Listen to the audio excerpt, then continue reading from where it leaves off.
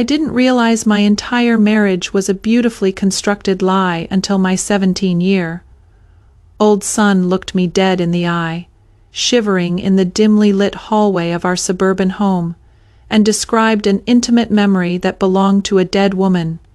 You think you know the exact dimensions of your life. You think the walls of your reality are solid, built on years of shared coffee, silent compromises, and the predictable rhythm of a fading romance. But then a single sentence shatters the glass, and you are left bleeding, staring at the jagged pieces of a truth so impossible, it rewrites every heartbeat you've ever felt. It started on one of those agonizingly quiet Thursday evenings. The kind of night where the world outside feels like it has completely settled into a low, indifferent hum. I was trying to outrun the suffocating silence of the house, letting my hands find purpose in the mundane. I started folding laundry, not because the baskets were overflowing or because it desperately needed doing, but simply because the repetitive motion gave my hands something to do while my mind drifted into the dangerous waters of my own isolation. I sat cross-legged on the plush living room rug, completely surrounded by neatly folded, meticulously sorted piles of t-shirts and faded bath towels. The television glowed softly in the background, casting long, shifting shadows against the walls as it played a nature documentary that I wasn't really watching. Harrison was away.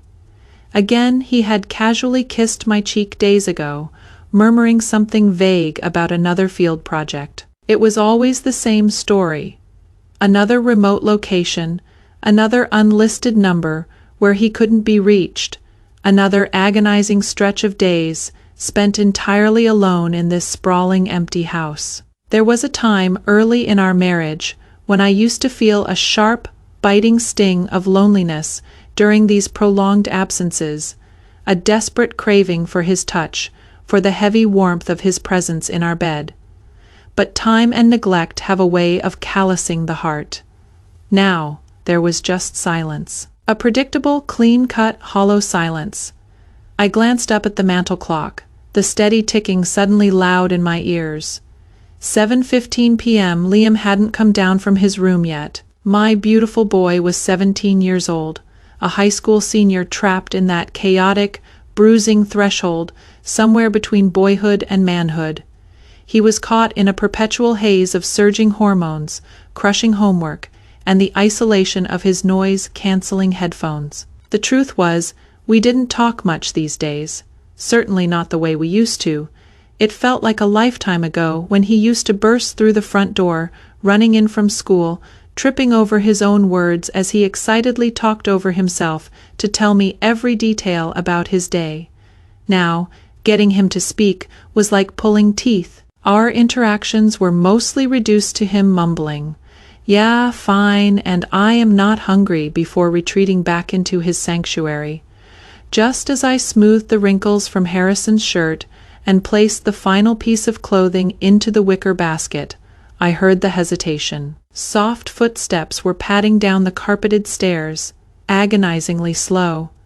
I looked up and saw Liam lingering at the very edge of the hallway, a ghost in his own home. He had his oversized hoodie drawn up tight around his face, his shoulders hunched, and his hands stuffed deep into the front pockets. He looked profoundly unsure, deeply uneasy, radiating a nervous energy that made my maternal instincts spike instantly. "Hey, honey," I said, my voice softening to a murmur as I patted the empty space on the velvet cushion next to me. "Everything okay?" He didn't sit immediately. He just kind of hovered there, shifting his weight from foot to foot before he slowly made his way over, finally dropping down onto the sofa beside me, though he was careful to leave a distinct, protective gap between us, not sitting too close. He kept his head bowed, staring intently at his pale hands as if they might hold the secrets to the universe, or at least the answers he clearly didn't possess. "Mom," he said, his voice trembling, barely registering above a strained whisper. "Can we talk?" My heart physically skipped a beat in my chest. It was that tone, that fragile, terrified little boy tone, that I hadn't heard from him in years, not since the night terrors of his childhood. I immediately abandoned the laundry, shifting my entire body to turn toward him, fully giving him all my undivided attention. "Of course, what is on your mind?" I asked, my pulse beginning to quicken. He hesitated, his jaw clenching, and then he slowly glanced up at me, his eyes so piercing, so much like Harrison's, held an ocean of sorrow that almost physically hurt me to witness. I think there is something wrong with me," he choked out, the words tearing from his throat. My stomach instantly clenched into a tight, sickening knot. "What do you mean?" I asked, keeping my voice as steady as I could manage.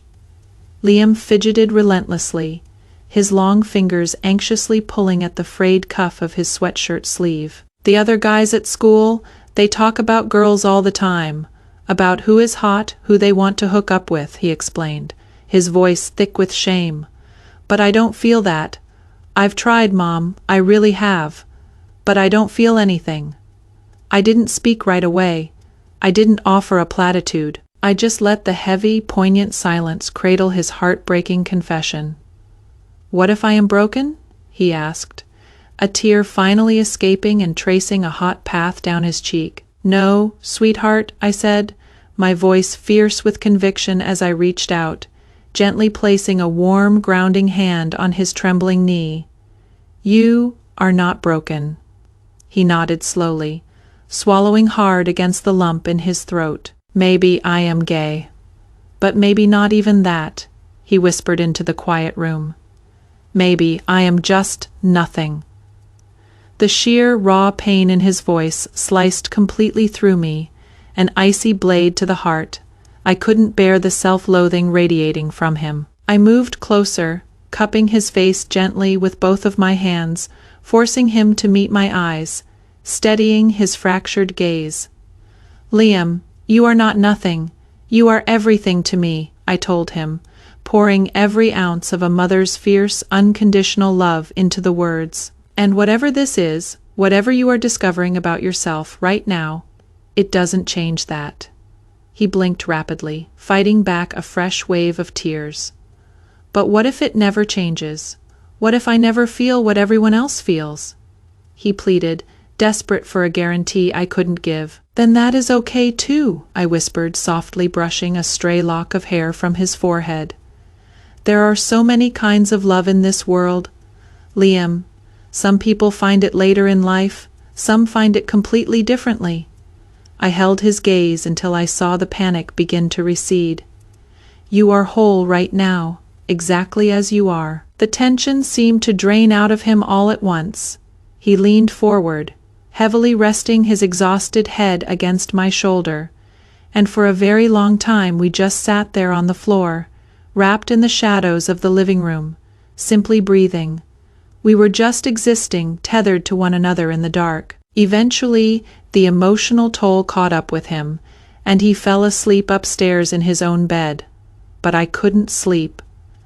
I stayed awake for hours, lying rigidly in my sprawling, empty bed, staring blankly up at the ceiling as the moonlight crawled across the plaster. His devastating words kept echoing in my head on a relentless, tormenting loop. What if I am nothing that night? Alone in the dark, an idea began to take root and form in my mind. It wasn't a fully fleshed out plan exactly, but it was something close to it. It was a fragile hope. I reasoned with myself that if Liam could just see someone radiating confidence, if he could witness someone he loved deeply being fiercely and unapologetically themselves, then maybe, just maybe, it would help him feel brave enough to do the same. The next morning, driven by a quiet, fierce determination, I got up incredibly early. It was earlier than my usual routine. Not to prepare for work, not to run tedious suburban errands, but to deliberately become someone I hadn't seen in the mirror in a very long time. I stood before the vanity, the cool morning light filtering in, and I took my time. I carefully curled my hair, letting it fall in soft framing waves. Then, I reached into the very back of my closet and pulled out the dress. It was a stunning fitting navy blue dress. The exact one I hadn't dared to wear since before Harrison's third long-term assignment. Back when he still looked at me with hunger, I slipped the silk over my skin, feeling a rush of buried femininity, and stepped into a pair of sleek heels that somehow still remembered exactly how to click rhythmically down a hardwood hallway. I was in the kitchen sipping coffee when Liam finally came downstairs. The moment he stepped into the light, he froze entirely. The blood visibly drained from his face. He stood there paralyzed, staring at me not with admiration, but like he was looking at a complete stranger. And then his lips parted, and he whispered something so deeply unsettling that it physically chilled my blood. You look just like the woman in Dad's photo." I stood completely frozen, rooted to the kitchen floor. One of my hands was wrapped tightly around a warm ceramic mug of dark coffee, while my other hand hovered uselessly near the edge of the cool marble counter. Liam's words hung impossibly heavy in the morning air, suspended and vibrating in the space between us like the agonizing final note of a haunting song that flatly refuses to fade away. "You look just like the woman in Dad's photo." "What photo?" I asked. I fought desperately to keep my voice perfectly level, casual even, though a violent, quiet panic had already begun to fiercely prickle beneath my skin. Liam blinked rapidly, suddenly looking intensely self-conscious and deeply regretful. "Sorry, I didn't mean I found something," he stammered, his eyes darting away from mine. He shifted his weight awkwardly, lifting a hand to nervously rub the back of his neck. I could see the gears turning in his head. I could tell he wasn't entirely sure if he'd already said far too much. And God help me, maybe he had. "Where?" I demanded, the pretense of casual curiosity evaporating. "In Dad's office, top drawer," Liam answered hesitantly. "I wasn't snooping," he added far too quickly, desperate to defend himself. "I just really needed a pen for my homework. But there was this photo." He swallowed hard. It wasn't labeled or anything like that. It was just a picture of a beautiful woman standing right in front of a cafe somewhere. His eyes flicked back to me, filled with a confused, fearful wonder. "And she looked just like you do right now." I didn't respond immediately. I couldn't. The oxygen had been sucked out of the room, and my pulse had begun to thrum violently, a deafening roar in my ears. Harrison and I had been married for 18 long, complicated years. I firmly believed I knew every inch of our shared history. I had personally organized and seen every family photo album, every glossy vacation folder, every random scrap of digital memory we had ever created, or at least, so I arrogantly thought. And yet, despite being the curator of our lives, I had never ever seen this mysterious photo. "Can you show me?" I asked, my voice dropping to a quiet, dangerous command. Liam hesitated for an agonizing second, biting his lip. And then he slowly nodded. A few tense minutes later, I found myself standing rigid in the doorway of Harrison's home office. The room was dimly lit, the heavy curtains drawn, giving it a cavernous feel. It was sparsely decorated, yet highly personal, in a way that suddenly felt incredibly intentional, as if designed to keep secrets hidden in plain sight.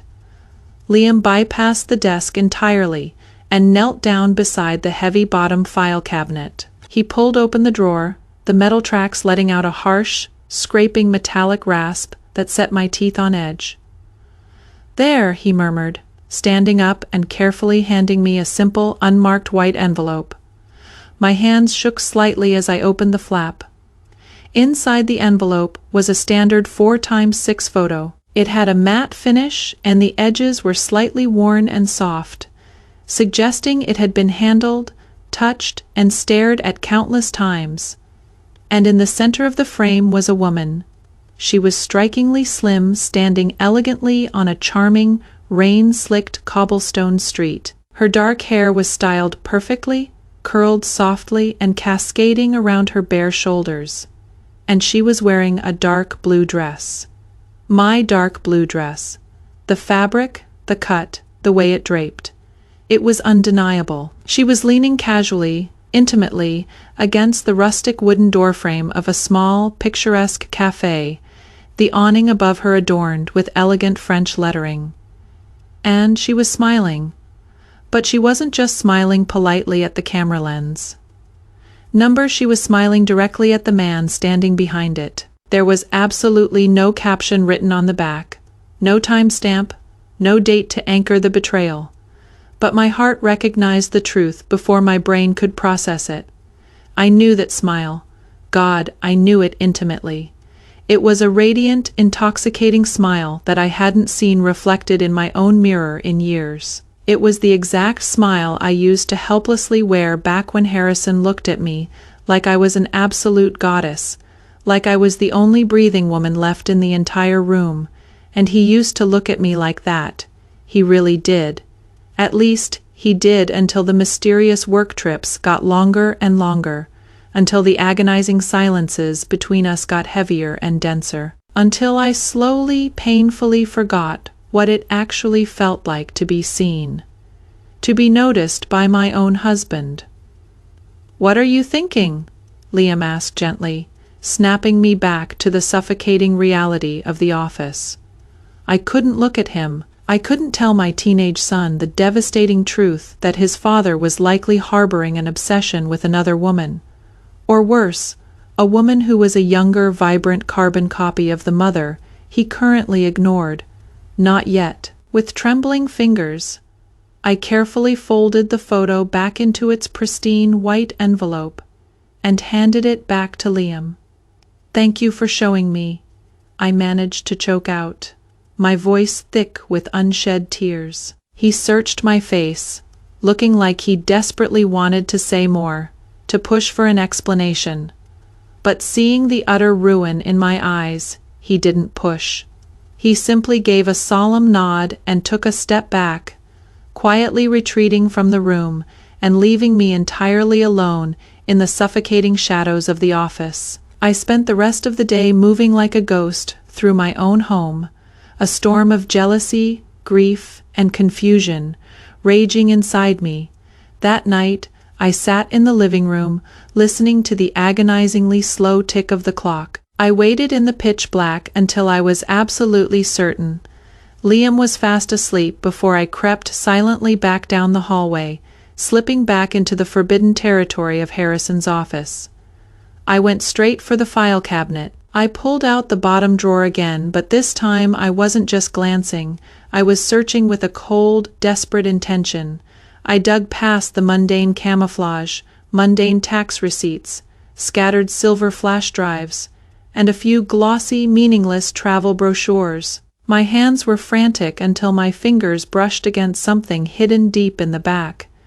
Tucked securely behind a thick, tightly banded stack of envelopes was a beautifully bound, slim black leather notebook. I pulled it into the sliver of moonlight cutting through the blinds and opened it. The pages were dense with Harrison's sharp, meticulous handwriting. Inside, there were lists of names, coordinates, major global cities, specific dates spanning over a decade. Some of the pages were clearly structured, looking exactly like rigid travel itineraries. Others, however, were deeply unsettling. They read like dark, cryptic journal entries of a man slowly losing his grip on reality. I flipped the pages frantically until one specific page stopped me dead, the blood in my veins turning to absolute ice. The entry read, "Paris Caf. Feilun." She looked radiant, and just below it, violently underlined twice in heavy black ink, "No contact since. Safer that way." My breath hitched violently in my throat, a dry sob escaping my lips. Safer that way. Who the hell was she? Was this woman supposed to be me? A twisted recreation of our past? Or was it someone else entirely? A doppelganger he had found in Europe to replace the fading wife waiting at home. Sitting there in the dark, the very foundation of my existence crumbled. Suddenly, the rigid, secure boundaries of my life didn't feel so permanent or safe anymore. They felt like mere suggestions, incredibly thin, fragile lines drawn on a massive map that I had never actually been given permission to draw myself. I must have sat slumped on the floor of Harrison's office for well over an hour, completely paralyzed by the revelation. I held the stolen photo trembling in one hand, and the damning black journal gripped tightly in the other. The gorgeous, vibrant woman in the picture could have been me. Yes, but she wasn't. Or maybe, a darker thought whispered in my mind, she was exactly who I used to be. A lifetime ago, long before the exhausting, endless roles and domestic routines had successfully blurred every vibrant color of my personality into a dull, monotonous grayscale. And in that dark, quiet room, that realization was the exact thing that finally broke. It wasn't the agonizing potential of a physical affair. It wasn't even the massive mountain of lies and secrets. It was the utterly soul-crushing thought that I had become so deeply lost in playing the role of a good wife and a devoted mother that I had faded away so completely that even my own husband had felt the need to go out into the world searching for someone more vivid, someone more alive.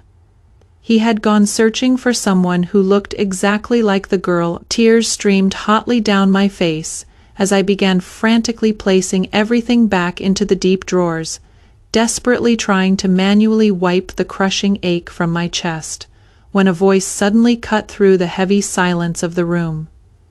"You weren't supposed to see that," I gasped, violently startled, spinning around on my knees. Liam was standing in the doorway. His face, usually an open book of teenage anxiety, was completely unreadable. He looked eerily calm, far, far too calm for a boy who had just caught his mother crying over his father's suspected mistress. "What are you talking about?" I asked, scrambling to my feet, my voice defensive and trembling. Liam didn't back down. He stepped slowly into the dark room, the heavy shadows stretching and warping around his tall frame, making him look older, more dangerous. And then he looked directly at the envelope in my hand and delivered a blow that knocked the wind out of me. "That photo wasn't Dad's," he stated, his voice flat, devoid of any emotion. "It is mine. You weren't supposed to see that." The words repeated, dropping like jagged blocks of ice water, sliding straight down my spine. I turned to fully face my son, my movements slow and intensely deliberate, my instincts screaming as if I were suddenly trapped in a room facing a wild, unpredictable animal. Liam just stood there in the doorway, his long arms hanging loosely at his sides, completely relaxed. The dim, sickly yellow light from the hallway was casting exactly half of his face in deep, impenetrable shadow. There was something fundamentally wrong with his posture, something that deeply unsettled my soul. It wasn't fear radiating from him. It definitely wasn't the guilt of a child caught lying. It was something much quieter, much more terrifying. It was absolute, unwavering resignation. I swallowed hard, desperately trying to keep my voice steady, to assert some shred of parental authority. "Liam, what do you mean? It is your photo." He didn't so much as flinch. "I found it a year ago, hidden deep inside one of Dad's old encrypted hard drives," he confessed smoothly. He walked further into the cramped office space, his eyes dead ahead, deliberately avoiding looking at the open file drawer, avoiding even a glancing look at the controversial photo still trembling violently in my white-knuckled grip. It was buried inside a locked folder. The file was called Calibration. My mind spun. Calibration. What kind of field project required a folder called Calibration? "There were dozens of pictures," Liam continued, his voice monotone. Pages and pages of technical notes, and her. He finally stopped walking. That woman. I tightened my desperate grip on the edges of the photo until the glossy paper buckled. And you've known about this, you've kept it a secret all this time, I demanded, the sting of dual betrayal, from husband and son, flaring hot in my chest. He nodded slowly, his eyes locked on mine. At first, I honestly thought she was just someone Dad worked with overseas, just an old colleague. Maybe an assistant, he explained. But then I started looking closer. I noticed something impossible, the digital timestamps on the metadata. He took a slow breath. The photos were dated from years before I was even born. He stepped slightly into the light, and the intensity in his gaze was terrifying. But the woman in the pictures? She looked exactly like you, Mom. Not just kind of like you, not almost. He leaned in, emphasizing the word exactly. I desperately wanted to speak, to demand answers, to scream, but my throat completely closed up, suffocated by panic. The oppressive silence stretched into a torturous eternity as Liam calmly walked past me. He sank casually into Harrison's massive leather desk chair, lazily spinning it slightly side to side before sharply stopping himself with the heel of his sneaker, pressed firmly to the hardwood floor. I printed out the photo because I needed to physically look at it every day, Liam admitted quietly, staring at the blank computer monitor. To constantly remind myself that I wasn't going completely crazy. Crazy about what? I asked, my voice reduced to a terrified, breathless whisper. Liam leaned forward in the heavy chair, firmly clasping his hands together on the dark mahogany desk. That something fundamental about me just doesn't add up, and neither does he. I stood paralyzed, frantically studying my boy's face in the gloom. I mapped the familiar slope of his nose, the sharp defining curve of his jawline. He had eyes exactly like Harrison's. Yes, I had always known that, but looking at him right now, in this twisted, shadowed lighting, I wasn't sure of anything anymore. A terrifying thought crept into my mind. Had I ever really been sure of who my son was? Liam's voice grew even quieter, pulling me back from the brink. There is something huge that you don't know, Mom. Something I've been absolutely terrified to say out loud for a really long time. The air around us grew impossibly thick, practically suffocating. I stepped closer to the desk, demanding the truth. Then say it now. Liam inhaled deeply, his chest shuddering. I don't dream like other normal people do. He looked up, his eyes burning into mine. I don't mean that metaphorically. I mean it quite literally. I do not have dreams that belong to me. I blinked, thoroughly confused. What on earth do you mean, not yours? His piercing gaze met mine, utterly unwavering, terrifying in its absolute certainty. Ever since I was a little kid, I've had these occurrences, he struggled to explain. Flashes, high-definition memories. Memories of places I have absolutely never been to in my life. He ran a hand through his hair. Memories of intense emotional conversations I've never actually had, but they are so incredibly vivid, so viscerally real. He slammed a fist lightly on the desk. It feels exactly like I lived them myself. I felt the very first, terrifying flicker of icy goosebumps erupt along my bare arms, raising the fine hairs on my skin. This wasn't a confession about his sexuality. This was something darker, something fundamentally unnatural. I didn't tell you or Dad because, at first, I thought maybe it was some repressed trauma I couldn't remember. Liam continued, his words spilling out faster now. Or maybe just extreme academic stress. I thought I was losing my mind, but then I started meticulously writing every single detail down in a journal. Specific names. He ticked them off on his fingers. Historical events, exact dates. He looked at me, a desperate plea for understanding in his eyes. I spent nights checking all of the data online, searching through old European newspaper archives, even hacking into restricted university logs. He stood up slowly, pushing the chair back. Some of them were entirely real, Mom. The data matched. Real places, real people, from decades ago. His voice cracked. Some of these memories, they are from years before I was even born. As he stood there, illuminated by the pale moonlight, he suddenly looked impossibly older than 17. He didn't look like a teenager. He looked worn down by time, his soul fractured by the weight of a life he shouldn't have known. But one specific dream, Liam whispered, his eyes distant, seeing something I couldn't. One memory just kept repeating over and over again, driving me insane. A quaint cafe. He pointed a trembling finger at the photo in my hand. In Paris, a beautiful woman wearing a navy blue dress, her hair perfectly curled. He took a step toward me, his voice dropping to a sensual, agonizing purr of pure heartbreak. In the memory, she always looks back over her shoulder, directly at me, right at the exact moment I lift the camera to my eye. He clutched his chest, right over his heart, his face twisting in genuine agony.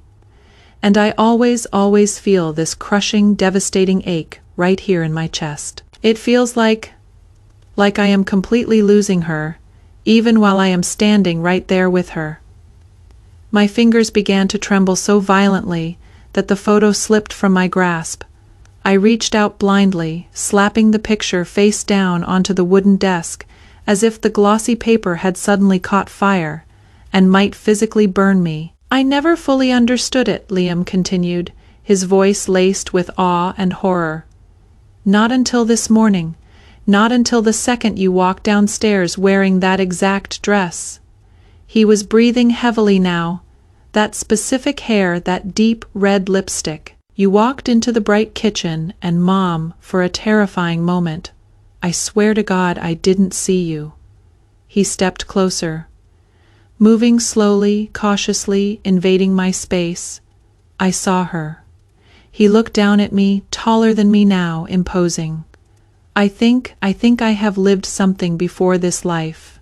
He shook his head, looking lost. Or maybe someone else entirely has lived through me? I don't know how to scientifically explain it. He swallowed hard, tears finally welling in his eyes. But I honestly think I was someone else. He pointed a shaking finger down at the photo on the desk. And I think that she was absolutely everything to me. The cramped office fell into a suffocating, terrifying silence.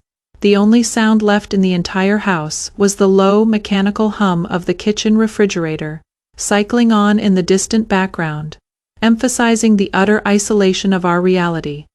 And now? I asked, my voice violently cracking, terrified of the answer. What do you think now, Liam? He looked straight, unflinchingly into my terrified eyes, stripping away every lie we had ever lived. I think she is you. The sheer impossibility of his words hit me like a physical blow, and yet they instantly shattered a dam deep inside my own mind. The shock didn't stem from fear, but from something infinitely stranger and far more horrifying, genuine recognition. Because God help me, I had been dreaming too. For years I had suffered from them. They weren't HD quality, vivid replays like Liam's, but dark swirling shadows, incessant whispers in the dark. A phantom face I could never quite name that consistently left me waking up in a cold sweat, my heart racing a million miles an hour in the dead of night. I had experienced violent, dizzying bouts of déjà vu that made the world spin out of control.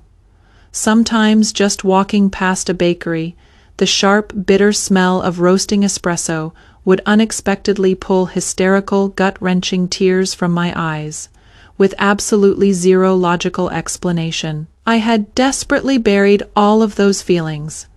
I had logically written them off as the unavoidable side effects of chronic suburban stress, of unspoken grief for a failing marriage, of the sheer bone-deep exhaustion of raising a child essentially alone. But standing here in this room, looking into the ancient eyes of my teenage son, now, I wasn't so sure of my sanity.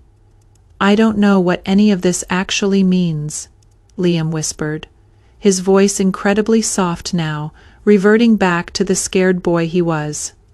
"I just knew that I desperately needed to tell you, because whatever this sick, twisted thing is, it is definitely not nothing."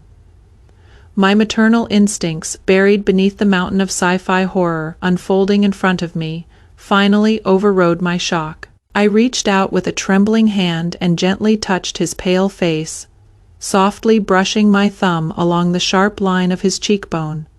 He didn't pull away, he didn't flinch.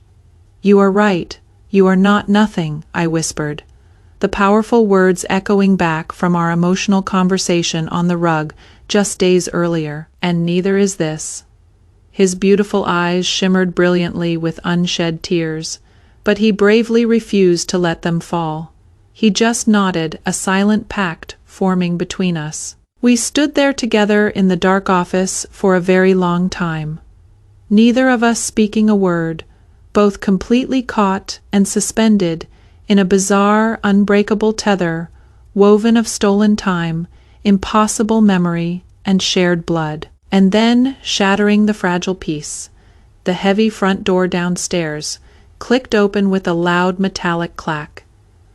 We both snapped our heads around, turning sharply toward the hallway. Footsteps, heavy, rhythmic, undeniably familiar footsteps, echoing on the hardwood floor. Harrison. He was home 2 full days early. Liam immediately panicked, stepping quickly backward to melt entirely into the deep shadows of the room, as I instinctively lunged for the desk, snatching the damning photo and instantly slipping it securely behind my back. A moment later, Harrison casually stepped into the hallway light, a sleek black suitcase clutched tightly in his hand. His silk tie was already pulled loose around his collar, his handsome face looking delightfully casual but deeply tired from travel. When his gaze found me standing in the doorway, a genuine warm smile spread across his face. "Wow, you look absolutely radiant," he purred, his appreciative eyes flicking hungrily down the curves of my navy blue dress. "Clearly surprised to see me dressed up. Did you do something different with your hair, babe?" But before I could even formulate a lie to answer him, his dark eyes naturally drifted past my shoulder, piercing into the gloomy depths of the office, and locked directly onto Liam. And in that split second, I saw it. A violent electric flicker of emotion crossed Harrison's composed face. It lasted for barely a microsecond, but it was undeniable. Deep, horrifying recognition, followed instantly by a sickening wave of pure, unfiltered fear, heavily laced with a devastating, crushing guilt. Whatever dark secret was hiding in this house, Harrison knew exactly what it was. And then, as quickly as the mask had slipped, he expertly shoved it back into place, the emotion completely vanishing. Harrison forced a bright, fatherly smile. "Hey, kiddo," he called out smoothly. "You are up awfully late on a school night." Liam didn't answer him. He didn't move a muscle. He just stood in the shadows and stared at the man who was supposed to be his father, his eyes burning with an ancient, accusatory fire. And in that chilling moment, standing between the two men I loved most in the world for the very first time in 18 years, I realized with absolute, horrifying certainty that I did not know the man I had married. The confrontation was inevitable, a storm breaking inside the walls of our home. I waited until Liam retreated upstairs before I cornered Harrison in the bedroom. The second I pulled my hand from behind my back and shoved the glossy photograph of the woman in Paris into his chest, Harrison's smooth, confident voice violently faltered. He backed away, his face going ashen. He frantically tried to save himself. He tried to force a charming smile, desperately stammering out something remarkably casual about the beautiful blue dress I was wearing right now. desperately trying to change the subject by claiming how much it reminded him of the magical night when we very first met. But I was immune to his charm now. I didn't smile back. I stepped into his personal space, my eyes blazing, and I asked him directly, leaving absolutely no room for lies. "Who is she?" Harrison backed up until he hit the dresser. He hesitated, his eyes darting toward the door as if calculating an escape. Then finally breaking, in a voice thinner and more broken than I had ever heard from my powerful husband, he surrendered the truth. Her name was Chloe," he whispered. And then the dam broke, and the horrifying reality of my husband's field projects poured out. He told me the truth in broken, disjointed bits and terrifying pieces. He confessed to leading an incredibly dangerous, highly classified, and profoundly illegal research program, years ago. It was a project focused on groundbreaking, highly experimental early neural mapping. They were attempting impossible science, complete identity encoding, and a theoretical process he called memory loop stabilization. "She was part of my team," Harrison choked out, tears shining in his eyes. "Chloe was brilliant. She actually volunteered for the primary trials. She wanted to prove we could preserve a human consciousness entirely digitally." He looked at me, begging for understanding. "Not just as cold, hard data, Sarah, but as a living, breathing experience. We wanted to encode human emotion itself to map a living memory." "And," I demanded, feeling sick. Harrison dragged a shaking hand down his face. "Something went horribly, catastrophically wrong during the final upload sequence. She slipped into a coma. She never woke up the way they desperately hoped she would." My mind reeled. A secret government experiment. A comatose colleague. But the puzzle pieces weren't fitting together. "Okay," I said, my voice dangerously low. "So why the hell is she inside the mind of our teenage son?" Harrison suddenly looked completely gutted, physically sick to his stomach. "I swear to God, Sarah, I didn't plan that. I never wanted that," he pleaded, reaching for me, but I violently swatted his hand away. When the lab shut down, I genuinely thought the entire program completely died with her in that hospital bed. But something must have embedded itself deeply inside the code, deep within the core digital architecture. He was pacing now, frantic. A rogue memory fragment, maybe even more than a fragment. I swayed on my feet, feeling violently dizzy. The room spun. "Liam's dreams," I whispered, the horrific pieces snapping into place. "The French language, the recurring cafe in Paris." Harrison nodded vigorously, looking ashamed. During the trials, Chloe recorded thousands of intense, personal, emotional triggers to anchor her identity. That specific cafe in Paris, it was her strongest, most vivid memory of love. He looked up at the ceiling, fighting tears. When Liam hit puberty, when he started heavily questioning himself, and his identity, when he became emotionally vulnerable, something in his neural pathways just opened up. It created a perfect receptor. He looked at my dress. "And then you put on that exact dress today." I stared at the man I had shared a bed with for nearly 2 decades, feeling utterly violated. "So none of this was ever just a random coincidence," I stated coldly. "No," he said quietly, dropping his gaze to the floor. "But I swear on my life, I had absolutely no idea the data would somehow attach itself to him." He took a slow, agonizing breath, preparing to deliver the final, killing blow. "The fragment, it was always supposed to attach to you."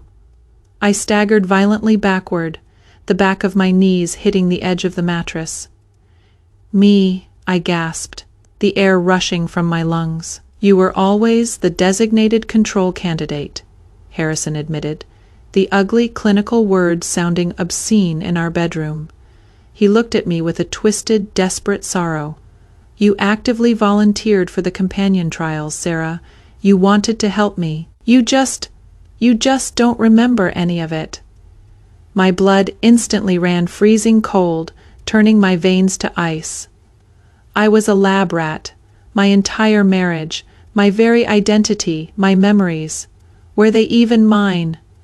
But before I could even formulate a response, before I could scream and tear the room apart, a sound stopped us both. A very soft, hauntingly melodic, beautiful, and distinctively distant tune began slowly drifting down the dark hallway, cutting through the tense silence of the house. It was a lullaby, sung in flawless, lilting French. Harrison and I froze, exchanging a terrified look before we both bolted out of the bedroom. We turned into the hallway and stopped dead in our tracks. We saw Liam standing perfectly still at the far end of the hall. His eyes were clamped tightly shut. His chin was tilted up slightly, and he was swaying gently. He was singing beautifully and flawlessly. But it absolutely was not his voice echoing off the walls. The pitch, the tone, the emotional resonance. It was undeniably hers. Slowly, terrifyingly. Liam stopped singing. He opened his eyes, but the terrified, anxious gaze of my 17-year-old son was completely gone. The eyes that stared back at us were ancient, knowing, and impossibly deep. He looked directly at my terrified husband, and then, with a smooth, sultry voice that fundamentally did not belong to my son, a voice dripping with decades of buried longing and sharp betrayal, my son opened his mouth and said, "Bonjour, Harrison. It has been a very long time." The words hung in the air, a ghost finally stepping into the light. "Bonjour, Harrison. It has been a long time." The voice echoing from Liam's throat was incredibly soft, almost a whisper, but it absolutely wasn't Liam's clumsy, cracking teenage tenor. It carried a deliberate, seductive rhythm that was entirely too smooth, far too self-assured. It was profoundly feminine, and to Harrison, it was devastatingly familiar. My knees actually gave out. They nearly buckled entirely, sending me stumbling against the doorframe for support, as the impossible reality crashed down on me. My son was gone. Someone else was driving. Harrison seemed completely entranced, caught in a horrific, nostalgic spell.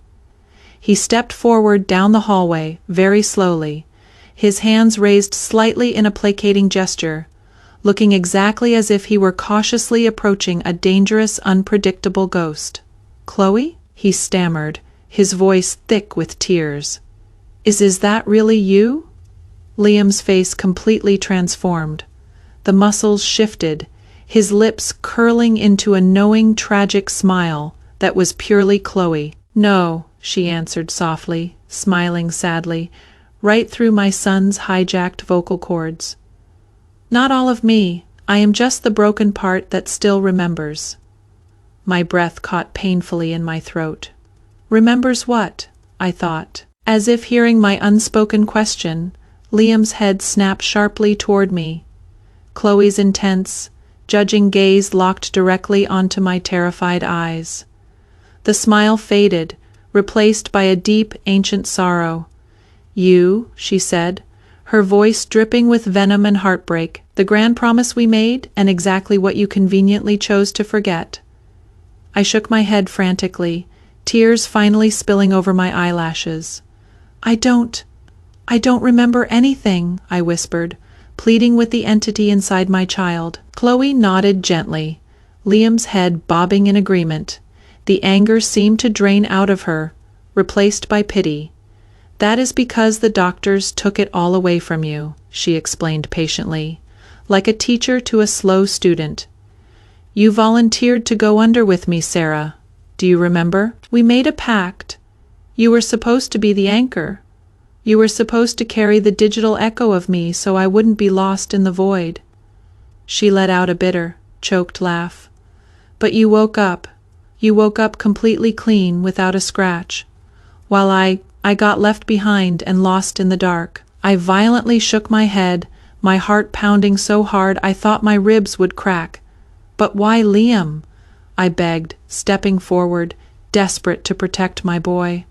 Why take my son? Because he was completely open, Chloe answered simply, Liam's hands rising to touch his own chest. He is so incredibly kind, and he was fractured just enough by his own teenage pain for my signal to seep right through the cracks. She looked back at Harrison. He didn't fight my presence, he just listened to the memories. And today, when you finally put on that navy dress, when you finally looked exactly like the old vibrant version of you that I loved, I remembered who I was. I finally found my way back. Harrison took a sudden, aggressive step forward, desperately trying to interrupt, his face flushed with panic as he tried to take control of his failed experiment. But Chloe, possessing an impossible strength, simply raised Liam's hand and held it up, silencing my powerful husband with a single, dominant gesture. "I am not here to stay," she announced, her voice firm, carrying the weight of a final goodbye. She turned her full, undivided attention back to me, the anger gone, leaving only a devastating vulnerability. "I just desperately needed to know why you left me in there, Sarah. Why you didn't come with me." Hot tears welled uncontrollably in my eyes, blinding me. "I swear to you I didn't consciously choose to leave you," I sobbed, the buried guilt of a forgotten life tearing at my soul. "I didn't know. They took it from me." Chloe studied my face for a long, torturous moment, searching for the lie. Finding none, she finally stepped closer. I didn't flinch away. I felt the physical, familiar warmth of my teenage son's hand, slowly reaching out, gently wrapping his long fingers around mine. "Then hold on to this exact moment," Chloe whispered, her voice cracking with raw emotion. "Just let me feel what I lost, just this once." I sobbed, pulling the hand to my chest, and I nodded, and for one long, incredibly fragile, impossible moment in time, we all stood silently together in the shadowy hallway. Harrison completely broken, me drowning in a past I couldn't remember, and the digital ghost of the brilliant woman who had miraculously survived in absolute silence, buried deep inside the innocent soul of our only child. Suddenly, the connection snapped. Liam violently gasped, his eyes rolling back in his head. All the unnatural strength instantly vanished from his muscles, and his knees completely buckled beneath him. Harrison and I both dove forward, crying out, managing to catch his dead weight just before he hit the hardwood floor, heavily collapsing gently into our intertwined arms. We lowered him down. A terrifying few seconds passed before his eyelids fluttered. When his eyes finally blinked open, the ancient depth was gone. They were entirely his again, confused, frightened, teenage eyes. "Mom," he whispered weakly, his voice cracking normally. I violently pulled him into my chest, holding him so tightly I was trembling uncontrollably, burying my face in his hair. "You are here. You are back," I sobbed. He nodded slowly against my shoulder. "She is gone," he confirmed, his voice laced with a profound exhaustion. "She told me to say thank you." We didn't move. We just sat there together, slumped on the hard hallway floor, bathed in the dim light, wrapped in utter silence. Surprisingly, there was absolutely no panic left in the house, no residual fear of the impossible thing that had just occurred. There was just a strange, heavy, settling kind of peace. The storm had finally broken. Much later that night, after Harrison had retreated to the guest room in silent shame, Liam knocked gently on my bedroom door. He walked in and silently handed me a piece of paper. "I found this hidden in the jacket pocket of the dress," he said softly. "I swear I didn't read it before tonight." I took the paper. It was incredibly old, the edges frayed, the ink severely faded by time, but I instantly recognized the elegant, looping script. It was Chloe's handwriting. The note simply read, "If you are reading this, It means I actually made it through the upload. If I didn't, please take care of her for me. She was always the stronger one. And right below her elegant script, written hastily in Harrison's sharp, undeniable handwriting, were the words, "I still love you, both of you." The weeks and months that immediately followed that impossible night felt remarkably quieter in our home. But for the first time in years, the silence wasn't hollow or suffocating. It felt clean. Liam seemed to physically change. He moved a little slower, his posture less defensive. He spoke much softer, acting exactly like a weary traveler who had been forced to carry an impossibly heavy weight, one far too old for his 17 years, and had finally been allowed to set it down. He didn't talk much about Chloe or the memories after that night. But as his mother, watching him smile genuinely at the dinner table, I knew with absolute certainty that her departure hadn't left him empty or broken. He was just miraculously lighter. He looked like someone who had stared into the abyss of his own identity and finally made lasting peace with the ghosts inside him. As for Harrison, he rightly kept his distance at first. He offered me space and time, instead of showering me with cheap, empty apologies that couldn't fix a decade of lies. It was incredibly strange and heartbreaking to watch. The brilliant man who had caused so much catastrophic confusion and pain in our lives was still desperately trying, in his own sad, quiet way, to somehow repair the massive crater he had left in our family. Life moved forward. Almost exactly a year later, on a bright Sunday morning, Liam casually came down to the kitchen for breakfast, poured himself a glass of juice, and looked at me. He said simply, "Mom, I think I really want to see Paris." I looked up from my coffee, searching his face for any signs of regression, but he just smiled at me, and this time it was an entirely genuine, brilliant smile that belonged 100% to Liam. "I am not going there to try and chase her ghost," he added quickly, wanting to reassure me. "I just need to finish something to close the loop, just for me." I felt a rush of overwhelming pride for the man my son was becoming. I nodded firmly. "Then we'll pack our bags. We'll go whenever you are ready." Later that exact same afternoon, while cleaning out the final boxes in the office, I stumbled across a rusted old silver flash drive tucked deep inside a forgotten desk drawer. I sat staring at it for a long time. I honestly don't know exactly why I decided to plug it into my laptop. Maybe it was morbid curiosity, or maybe it was just raw, undeniable instinct. A single isolated audio file waited patiently inside the drive directory. I took a deep breath, braced myself, and clicked play. Instantly her voice completely filled the empty room, vibrant and alive. Test 27. Chloe Fouclair, the 19th of March, current mood uncertain but extremely hopeful. I closed my eyes. Her tone was incredibly soft. She sounded bone, tired, pushed to the absolute limits of science, but undeniably, fiercely alive. Through the static of the old recording, she spoke openly and bravely of love. She spoke of her deep, paralyzing fear of the unknown. She spoke passionately about the fundamental human desire of simply being remembered by someone. She talked about her absolute terror of shutting her eyes and just completely disappearing into cold lines of code, dissolving into meaningless data, fading away into absolute nothingness. Her final words on the recording broke me completely. If anyone out there ever actually hears this playback, I just really hope that I mattered. I sat frozen in the chair and let the entire recording play all the way through to the hiss of the dead air, the tears silently, continuously streaming down my face, dripping off my chin.